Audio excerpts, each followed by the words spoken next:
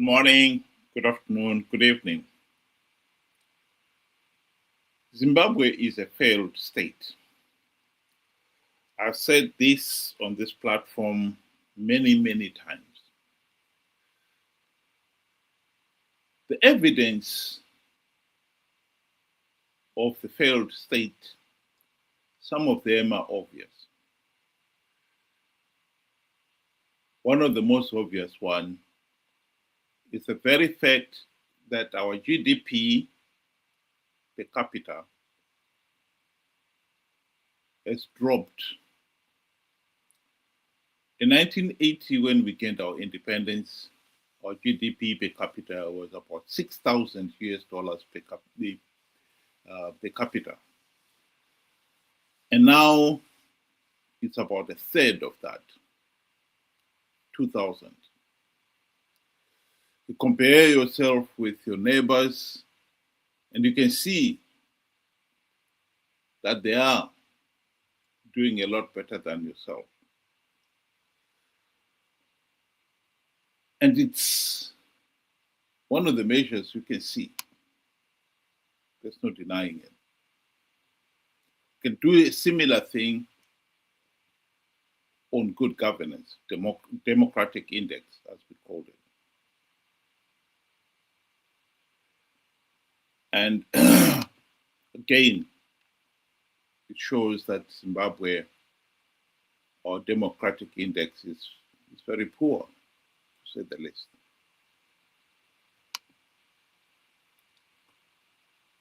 So the failed state, some of the things are obvious. Many people can see that for themselves. But you've got to ask a deeper question.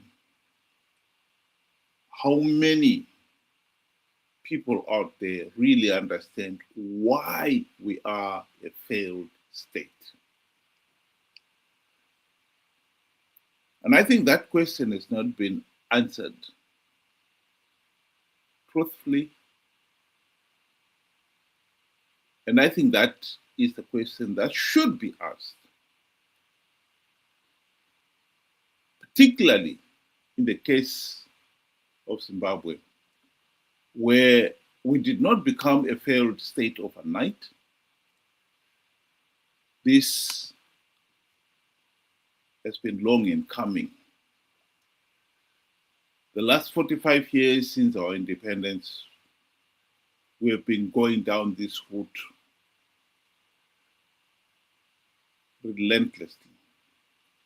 Some occasions accelerating to our doom. In the period 2000 to 2008, the Zimbabwe economy collapsed by a record 50%.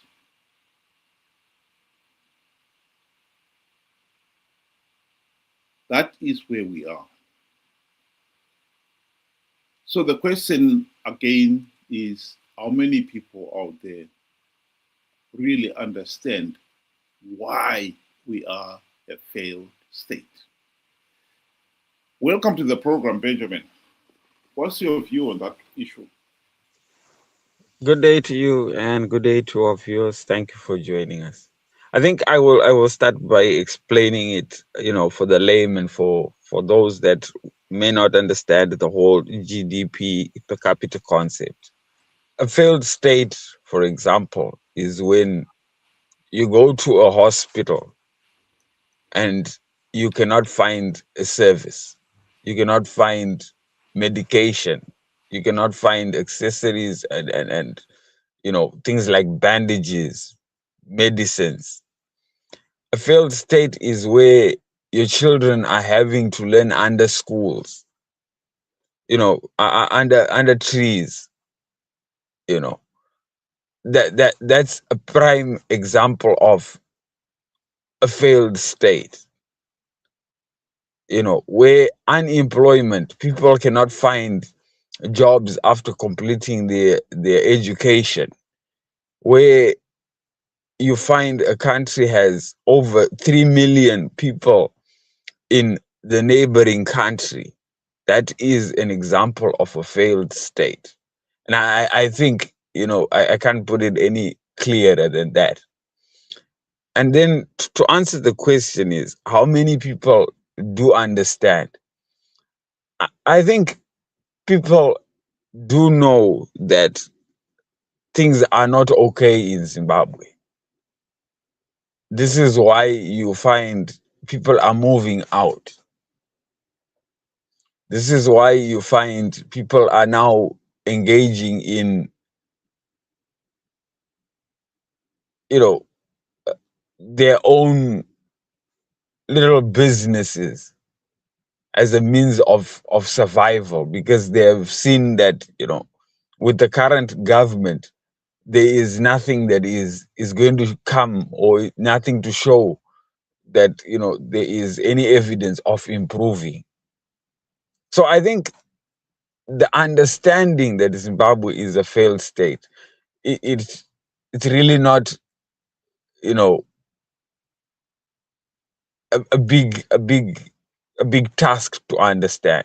Of course, then you have the guys that are benefiting from it, you know, the likes of Sapatina. For him, he is in a space where he is content, because he's been told that this is as good as it gets. And he is one person that you could say is a lazy thinker.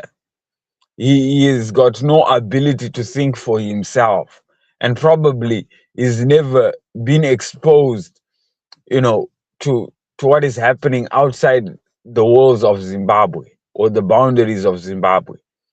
So he knows no better. Of course, you will find individuals like that, and usually they are associated with ZANU-PF, because the propaganda has been hammered into their heads that, this is as good as it gets. And the problem is not with ZANU-PF. The problem could be sanctions. The problem could be Westerners. Blame everybody else but yourself. And once you are exposed to that, it becomes very, very difficult to help such kind of individuals. But the big question is, do we know what we need? Now, I think this one here will probably cover everybody, both the layman, both the educated, and so forth. I don't really think we know how to get ourselves out of this mess.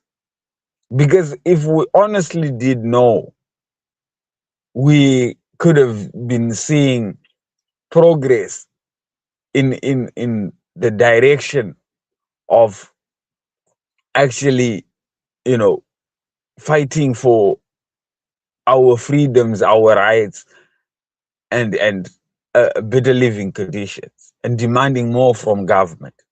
But this is not the case. We are kind of just doing the same thing over and over again and expecting different results.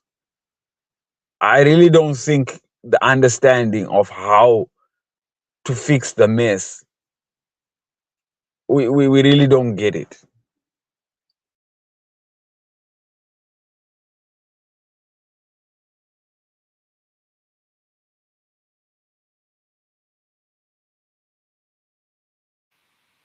One can come to the same conclusion another route. One has got only to look at, we have been going down this path for the last 45 years. So it's not something that happened quickly, and we're not aware of it. So we have seen it coming, but did not know what to do. And I think this is one example where many people think they know why we are a failed state. And hence the reason why the country has been blundering from pillar to post and not coming up with a solution. If the truth be said, many Zimbabweans out there have no clue why we are a failed state. And yet, if you ask them, they'll offer you solutions of something that they don't know. And so we've been trying to fix a problem that we did not understand, or we did not fully comprehend. And this is the reason why, in my view, we are blundering from pillar to post. Solutions that we have offered the last 45 years have failed to address the problem. The medicine we have been taking has failed to cure us of our problem. I believe that probably the starting point has to be for people to understand that those who think they know, they're actually dangerous, because they actually don't know, and therefore they are forcing the nation to accept solutions that are not working. Knowledge is an important thing. But sometimes when you think you know, when you don't, that could become very counterproductive. Indeed, can even become dangerous. And I think as a nation, we've got to accept that reality, that we have been applying solutions to the problem which have only made things worse because we have never understood the problem. So if one has to go back to the problem again, we are a failed state. How many of us out there know why we are a failed state versus those who think they know? My answer to that one would be the latter are in the overwhelming majority. They think they know when in reality they don't know. And that is very, very dangerous.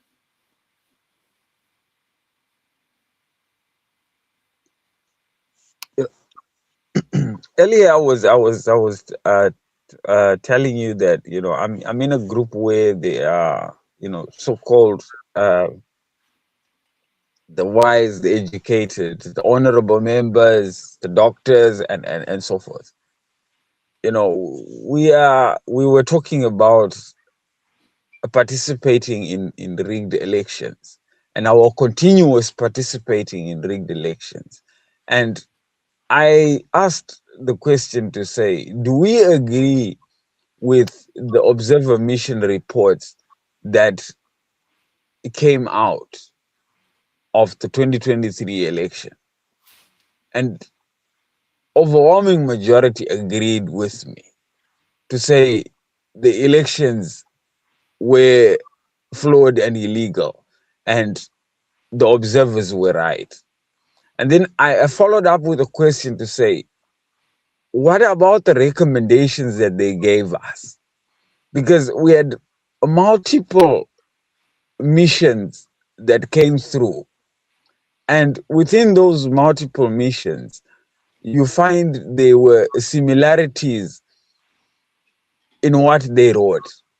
So definitely they saw the problem together. although they were working, separate groups, there were common problems that they identified. What have we done to address those problems? And the answer is, one answer that I got actually, that is worth mentioning was, leave the observer missions alone. You know, Zokwana Papi.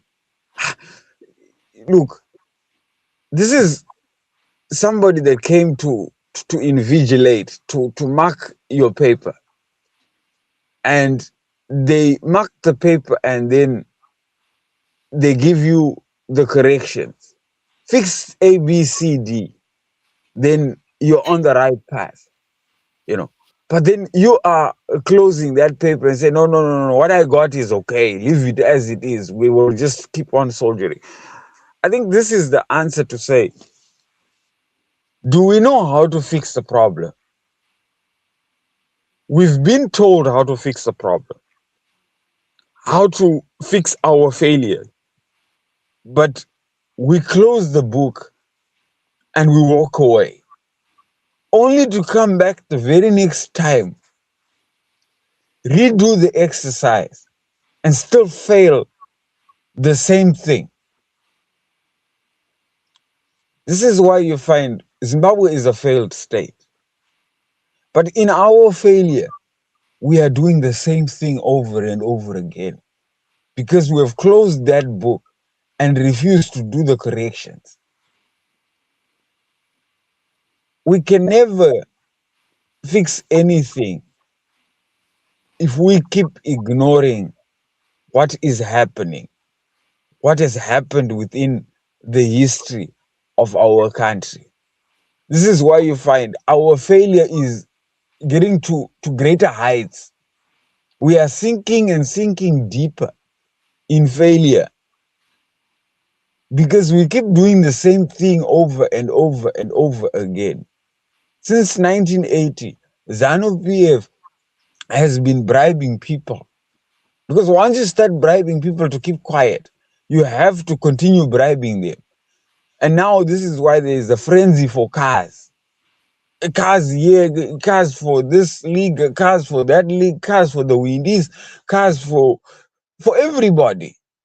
But that is not the solution. That will not get us out of our failed state.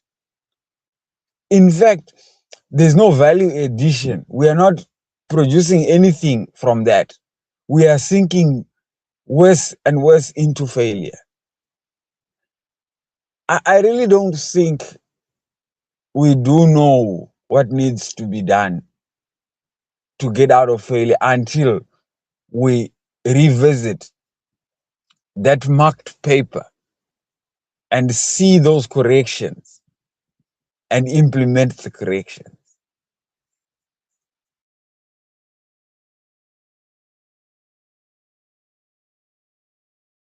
I could not agree with you more. Again, it comes back to what we said earlier on, that Zimbabwe is a failed state. While many can see some of the obvious consequences of the failed state, they don't understand why we are a failed state. You touched on the economy there. Understanding that prosperity does not come from spending money or printing money is paramount. Real economic development and prosperity comes from creating the wealth. And if you are going to spend, and you seriously think you are going to spend yourself into prosperity, you're kidding yourself. And yet, that is exactly what is happening. And you're right. ZANU-PF, ever since the country's independence, with Mugabe's scientific socialism, the regime has always believed that the country can be prosperous by spending. Voodoo economics. The whole point of the structural adjustment programs of the 1990s was geared at telling the nation's leaders that you cannot spend yourself into prosperity.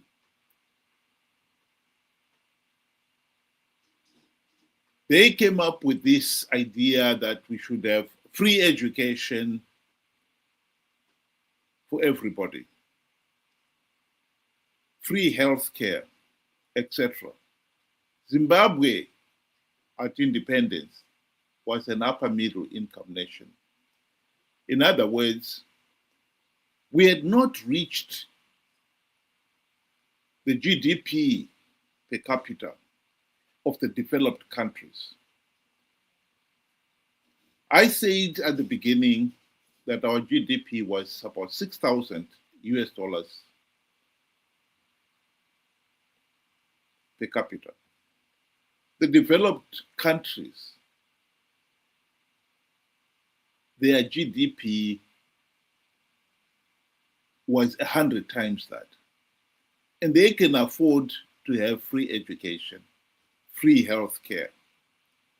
And even then, it's not really free because they are generating the wealth that sustains it. You cannot come up and try to compete with free health care, free education, when you're an upper middle income nation. So we have a situation here where some people who thought they knew, but in reality they did not know, forcing down the throat of the nation the same failed voodoo economics for the last 45 years. ZANU-PF's mentality has not changed. When Emerson Mnangagwa took over from Mugabe following the 2017 military coup, he announced to the world his so-called Zimbabwe is open for business. He was so cocksure that he was going to deliver economic prosperity to the nation. But when people looked at it and said, what is it he has changed? And you find he actually has not changed anything. Zimbabwe is still a pariah state. So when you say it's open for business, it was closed because it was a pariah state. All you have changed here is a few individuals at the top. It's still a pariah state. And you think that is sufficient to entice the investors to flood into the country. That did not happen. Investors are a shrewd lot. They could see that this was a musical chairs. Nothing had changed. And it took Mnangagwa at least a year before the penny finally dropped that the investors that he thought would be flooding into the country were not coming. His so-called Zimbabwe is open for business was dead in the water. He accepted that reality and changed it. It was now Zimbabwe Novakwa Nevayo. We are not looking for outside investors, we're looking at ourselves. Again, going to the same problem, he had not understood why investors had failed to come in, and is coming up with another solution to a problem that he didn't understand. And this time, his argument was Zimbabweans themselves would develop the country. It's now 8 years since he took over. The economy has not improved. The Zimbabweans that he expected to step in did not. The economic meltdown of 2000 to 2008 had devastated the economy. Many of Zimbabwe's own industries had closed. Where were the investors coming from? And even the few investing Zimbabweans who had the money, they still need a functional political system that delivers in other areas. The infrastructure should be there. You cannot, for instance, have real economic growth when there is no power. Zimbabwe has suffered the failure to invest in the power industry of the ZANU-PF regime. Some of us who were involved in the power industry would tell you that in 1980, when the country gained its independence, the Ian Smith outgoing government gave Mugabe feasibility studies for expanding Hwange power station by 2 additional units, unit number 7 and 8, and also for building Batoka Gorge. To many ordinary people there, that would be the equivalent of another Kariba Dam between the existing Kariba Dam and Victoria Falls. So that the power generated from Kariba would have been doubled. Ian Smith would have finished those projects if it had not been for the Civil War, the War of Independence. And right now, 45 years after independence, the ZANU-PF regime has only installed the 2 units at Hwange Power Station, 7 and 8. And that has not been anywhere near enough to meet the country's power needs. Because the other 6 units at Hwange Power Station have not been functioning because of poor maintenance. And Batoka Gorge, you can forget it. The lack of power supply to the country has held back the country. And yet, our friend still thinks that Zimbabwe, who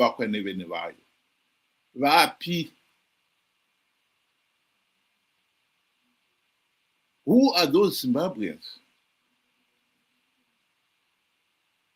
The last 45 years, Zimbabwe has exported teachers, engineers, doctors, nurses. Many professionals have left the country just to survive. So where is the manpower that is going to build Zimbabwe brick by brick? He doesn't understand that. And so we come back to the argument we said at the beginning, that one of Zimbabwe's biggest problems is that we've got people who do not even know what the problem is. They pretend to know. And that is really, really dangerous. We are stuck because we've got individuals who are forcing the nation to repeat the same idiotic, failed policies over and over again. And that is our problem.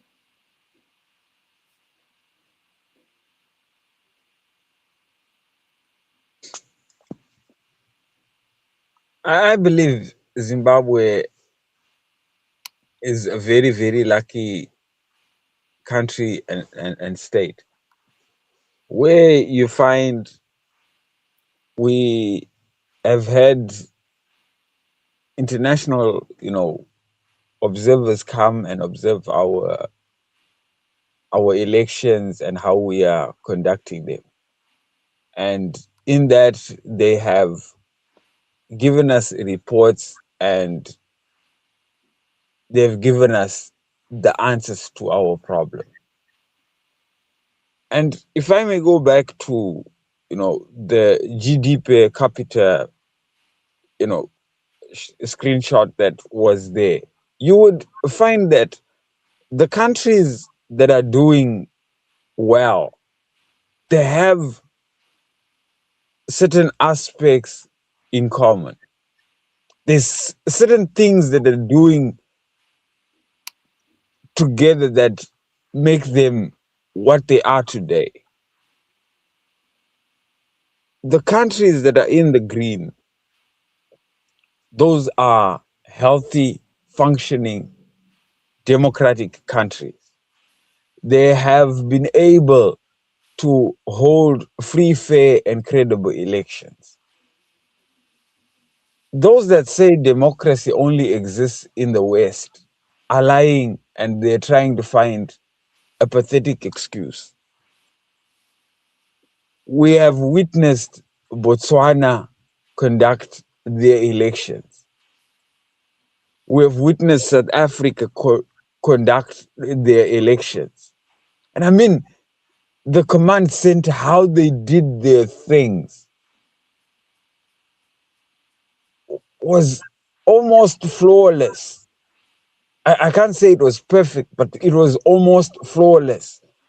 Everybody, whether opposition, whether ruling party, they were in there with their, gadgets, tallying and adding and doing all sorts of, functional things, functional activities.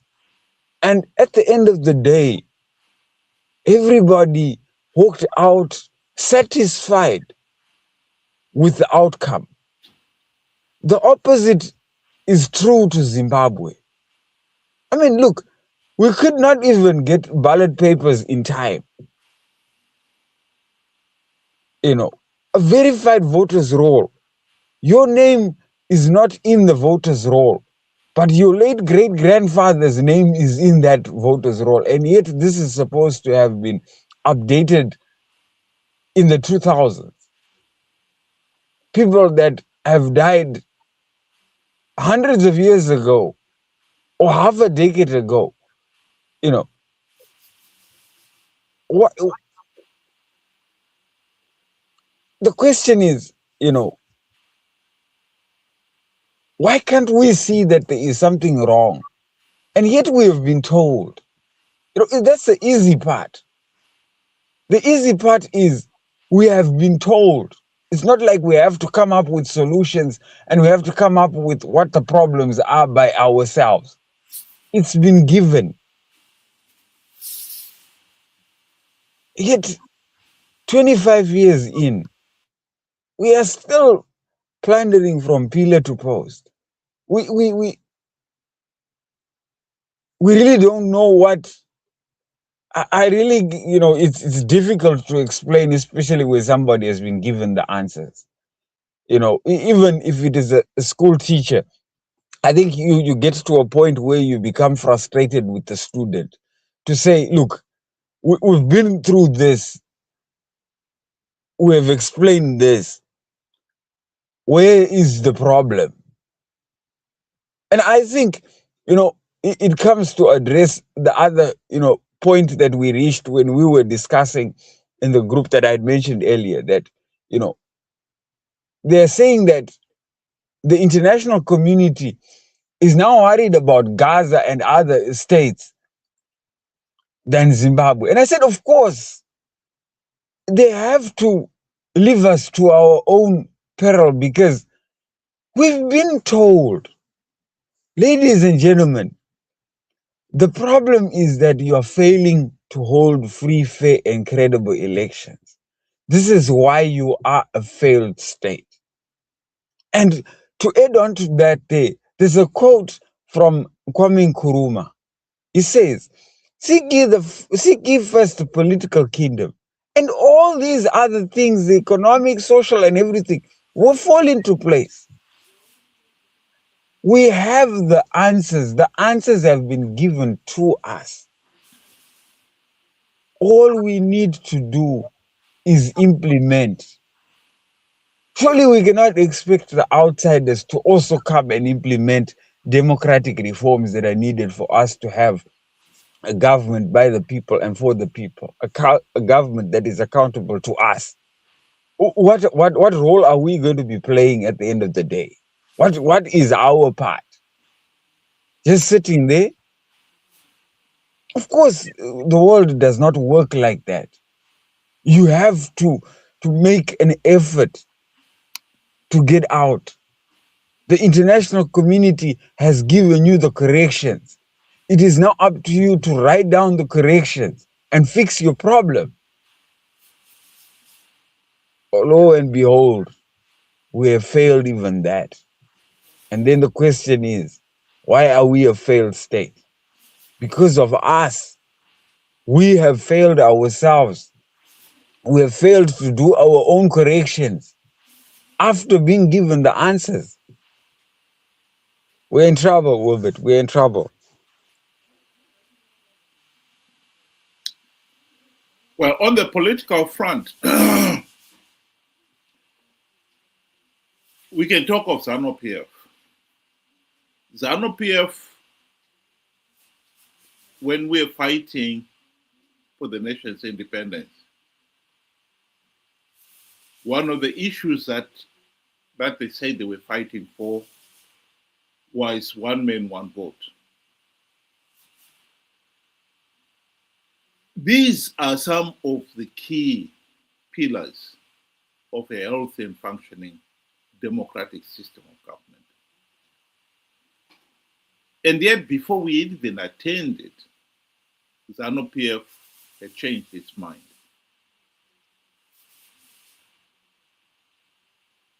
In 1980, at the Lancaster House, 1979, at the Lancaster House talks, it was agreed that both ZAPU and ZANU would withdraw its freedom fighters from the field during the campaign period for the coming elections. They agreed to that. They went back to Zimbabwe and they changed. They decided that some of their operatives would remain in the field, and their campaign message to the people was that if ZANU-PF does not win the election, the Bush war would continue. Many people don't understand the full import of that. The truth is, the people did vote to end the Bush war.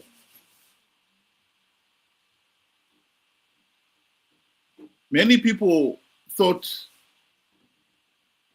giving ZANU-PF power would stop the Bush war. The Bush war, yes, did stop, but the killing did not. Because 3 years after ZANU-PF was in power, we had the infamous Gukuraundi. The primary purpose of Kokura was to force PF ZAPU to give up its claim as an independent political party, because they were the one party that posed a serious challenge to ZANU-PF's continued rule. In 1987, PF ZAPU finally relented and signed the Unity Accord. And that paved the way for the imposition of the de facto one-party state.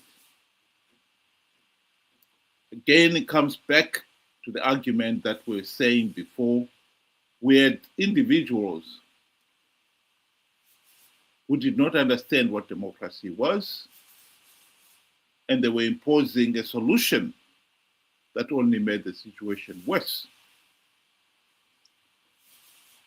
The country's problem of democratic rule was not solved by imposing a de facto one-party state.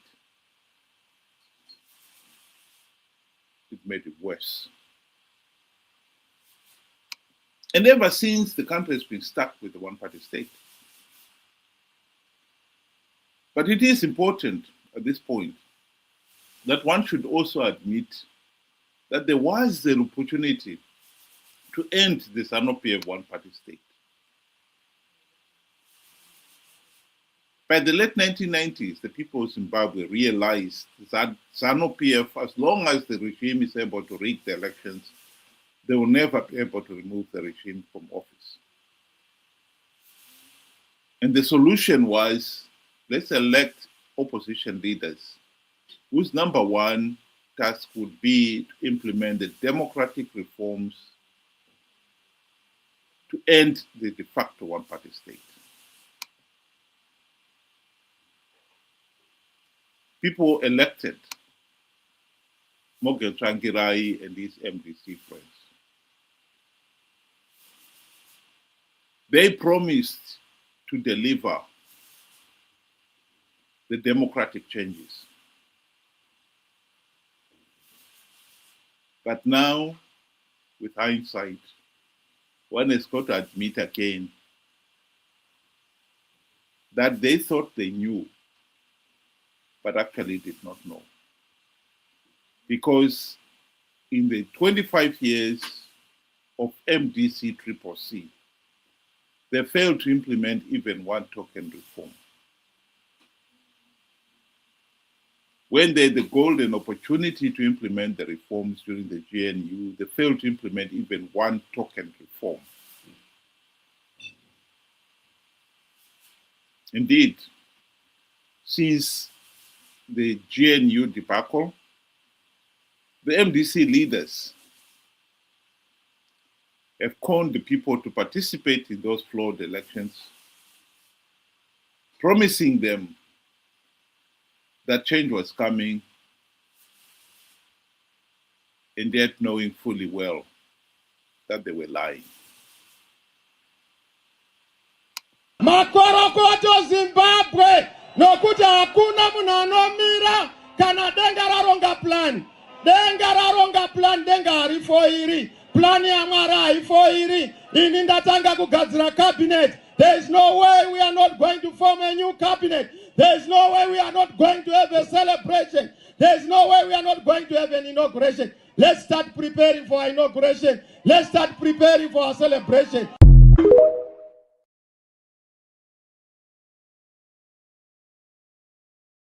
The theme I was talking about earlier on, of the danger of those who think they know when in reality they don't know. It's important to mention that we have got millions of Zimbabweans out there who think they know the solution to Zimbabwe's political problems, and they've supported the MDC blindly for decades. What I can say is they are part of the dangerous masses who think they know when in reality they don't know. Because it is these individuals who are keeping on voting for the opposition that has sold out, that has failed to implement the reforms even when they had the opportunity to do so, that has been telling them, calling them to participate in flawed elections to perpetuate the dictatorship. That is one of the most dangerous things you can do. And this is why Zimbabwe is a failed state. We've got too many people in various positions, some in authority, some just the ordinary voters, who think they know the solution, and yet they don't know. They don't even know the problem. They can understand, yes, some of the obvious things why, what a failed state is.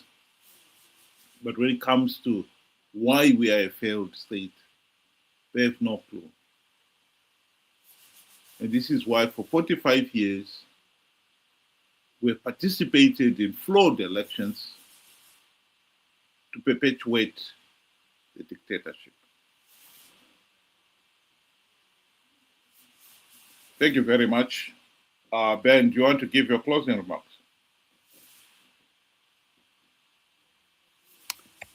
Zimbabweans can be likened to a person that walks up to the mirror to see their reflection and try and make corrections if corrections are needed.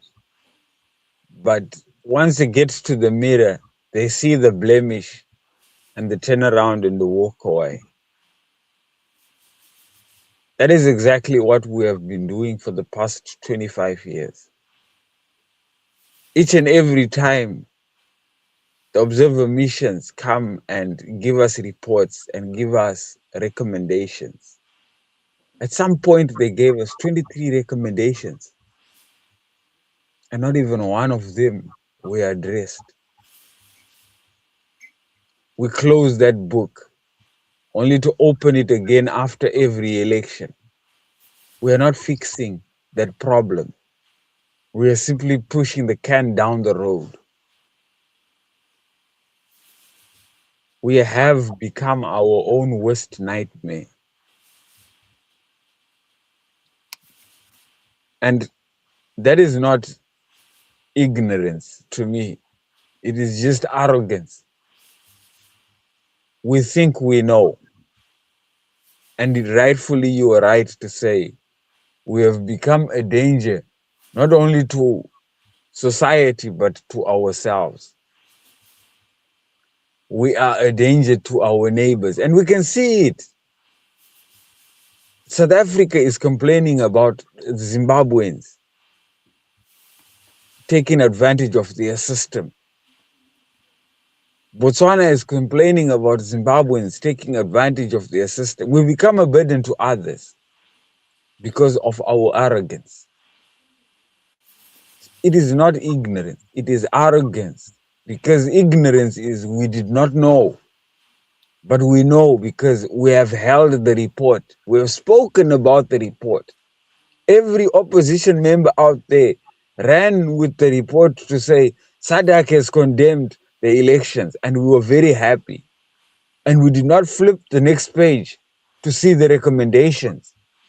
Or if we flipped that page, we quickly closed it and ran with the report alone. Up until we address those corrections, Zimbabwe will be a failed state. It is up to us. There is no magic wand. There is no Superman. There is no superhero that is going to come and save Zimbabwe, except Zimbabwe. And I urge each and every one of us to really think our position. Are we going to continue participating in rigged elections after we've been told? And not only told, we also know that it is futile. We really don't have an excuse anymore. We need to fix our own mess that we have landed ourselves into. Thank you and good night. Thank you very much, Ben. I think I'd like to close this and give the last word to Mnangagwa himself.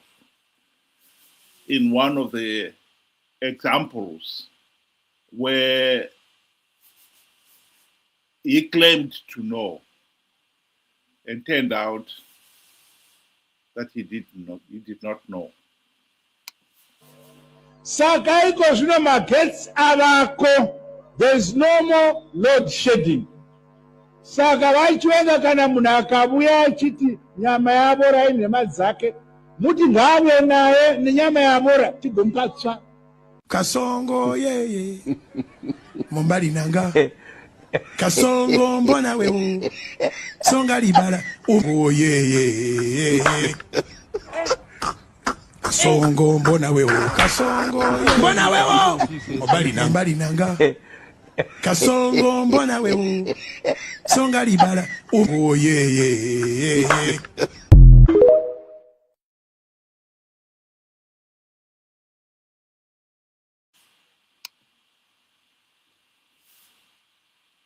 Sometimes the truth cannot be suppressed forever. We need to start understanding the problem, but we also need to understand there are many out there who claim that they know what they don't know. Thank you very much. Have a good night.